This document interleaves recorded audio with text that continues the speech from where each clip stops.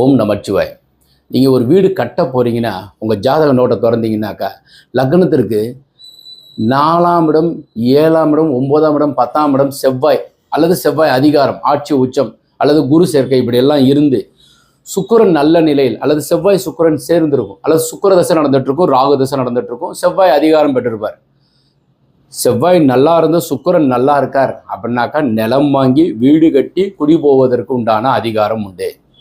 ஒரு சிலருக்கு செவ்வாய் நீசம் பெற்றிருக்கும், 6, 8, 12 மறைஞ்சிருக்கும். டைரெக்டாக ரெடிமேடாக பூமியிலேயே நல்லா ஒரு பெரிய வீடு இல்லைன்னா சூரியன் அதிகாரம் பெற்றிருக்கும், ஆட்சி உச்சம் பெற்றிருக்கும், கேட்டட் கம்யூனிட்டி. அவர் சித்திரை மாதமோ அல்லது ஐப்பசி மாதமோ மாசியிலேயோ ஆவணிலேயோ பிறந்திருப்பாங்க.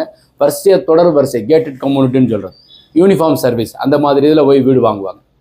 ஸோ இந்த வீடு வாங்குறப்ப ஜாதகத்தை அவசியமாக பார்த்து அதன்படி செயல்படுங்க. வணக்கம்.